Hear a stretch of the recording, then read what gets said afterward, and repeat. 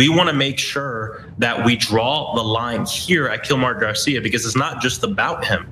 It's about the fact that in the Oval Office, Donald Trump brought up that he wants to do the same thing to quote unquote homegrowns. Homegrowns being U.S. citizens, a complete violation of our Constitution. I don't want to wait till it gets to that point. Fox host Will Cain either played dumb or proved just how much of a media bubble conservatives like him live in when this happened just last night. Take a look. American citizens. Do you have that in front of you? I've not seen that statement. Can you please quote where that comes from, that he would like to deport American citizens? He said it in the Oval Office. He said he wants to go for homegrowns next, people born and raised in the United States. Do you have anything? And then do you have anything besides your word on that? I have not seen that. So beyond your word, do you have the source of that? I would love to see that clip or that transcript of him saying he wants to deport American citizens. There is a clip online. I encourage people to just Google Donald Trump homegrown, deporting homegrown criminals. So in summary, Fox News host Will Cain did not believe Congressman Maxwell Frost's claim that President Donald Trump had called for the deportation of American citizens. And we're going to get to his so-called correction in just a second. But first, let's actually remind everyone of what Trump has said, not just once, but repeatedly. He's been saying this repeatedly over the past few weeks. Take a look. We also have homegrown criminals that push people into subways, that hit elderly ladies on the back of the head with a baseball bat when they're not looking, that are absolute monsters. I'd like to include them in the group of people to get them out of the country. I have suggested that, why should it stop just at people that cross the border illegally? We have some horrible criminals, American grown and born. I think if we could get El Salvador or somebody to take them, I'd be very happy with it. But I have to see what the law says. So, Cenk, do you believe Will Cain actually had no idea about Trump's statements about potentially deporting American citizens to El Salvador? I actually do. I'm curious what you think, Anna. He looked like he genuinely didn't know. He's like, oh, get a load of this guy with this nonsense talk about deporting American citizens. I mean, he said it so confidently, and he was so wrong that if he knew he was wrong, oof, and especially because he said, oh, let's go find the clip, ha, ha, ha. And then they did, oops. Yeah. So I believe him too. And the reason why I believe him is based on my own personal experiences, right? So prior to really going out of my way to make sure that I diversified my media sources, I was in the dark about certain realities, right? Like certain details to stories that we had been covering. I hesitate to bring this up because it's embarrassing, but I hadn't watched the Rittenhouse video that showed everything that happened that night. And after I had watched it, and it was obviously presented during the trial, that informed my opinion of that situation a lot better. So I'm just trying to say that it's very easy to find yourself in a filter bubble. Because look, as human beings, we're also more likely to seek out sources that validate what we already believe. And these algorithms also don't help. So if you're in the media, if you're tasked with informing the public about any given topic, you really do need to go out of your way to make sure that you've diversified your sources and that you're considering all perspectives. It doesn't mean you have to legitimize all perspectives, but it's important to understand the arguments made by all sides involved and really understand what the facts of any particular story happen to be. He really did seem genuinely shocked at what Congressman Frost was mentioning there. So I'll believe him. I'll believe that Will Cain didn't know that Trump said these things. But now that he does know that Trump says these things, is he going to be critical of Trump? Is he okay with Trump, musing over the idea of sending American citizens to foreign countries? I don't know. We'll see. No, we do know he isn't. He loves it. So, and that's why, look, I think you're always way too tough on yourself on the Rittenhouse story. And you and I have debated that a couple of times. But this is a guy like brazenly not knowing an enormously important story and making it seem like it's conspiratorial. Then he's got to come back and eat crow. Oh yeah, Trump did say that. So then does he get upset about it? No, he doesn't. So which one is it, brother? It was fantastical and there's no way in the world Trump could have said that and we're all hysterical for thinking that he said it?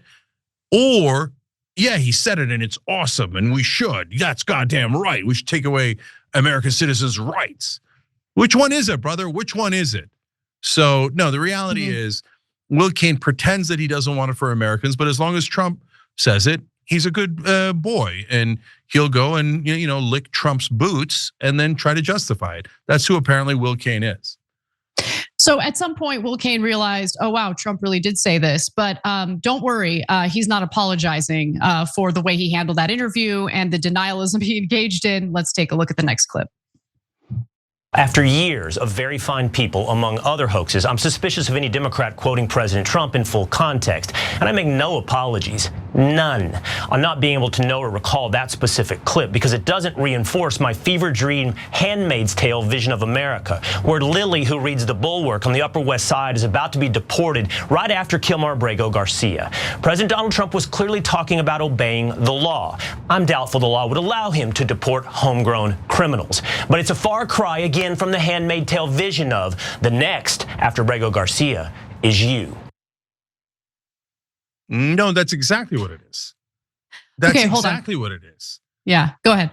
So look, I'm also concerned that people are becoming nervous wrecks because they think they're going to get, in his, version of the story, scooped up on the Upper West Side as they're walking along and get put into a gulag here in America, et cetera. Guys, no, the reason why I don't want you to be a nervous wreck over that is one, it doesn't help you at all. To be that worried and to be that scared, et cetera. I don't want you scared. I want you animated and I want you to try to stop things before they get worse. And I want you to take good productive action to do that. And so, there's 12 different steps before we get to Trump saying, that's it. There are no laws anymore. I'm not following the Supreme Court. And yes, I'm now setting up camps and I'm going to put American citizens in them, whether they're in El Salvador, these camps are here in America, et cetera. There's 12 steps along the way. And so if you don't notice that he took 6 of them, well, then you're like Will Cain and you're like, whatever. I love Trump, and I'm his dog, right? So it's not fever dreams. He did take those steps. He is talking about running for a 3rd term. He did. He is saying we don't need due process, and he's saying we don't need due process for American citizens. So if you're saying that he's not going in that direction, you're a goddamn liar, like Will Cain. Okay. Yeah, and by the way, hold on, Anna. Let me finish real quick. But at the same time, guys, we've got to work super hard to make sure he doesn't take the next 6 steps. And panicking like he's already at the end of that process is not helpful to that cause. So those are 2 different things. Sorry, Anna, go ahead. Nothing. I just want to say it's totally fine to practice skepticism when a claim is made and you're not informed about whether or not that claim has any merit. But how about use a little bit of that skepticism on the other side of the political aisle as well? Meaning in regard to what the Trump administration is claiming and what they're up to. It's easy to be skeptical of the other side. It's much harder to self-reflect or reflect on your own political side, especially when you're in the role of a media host or a journalist.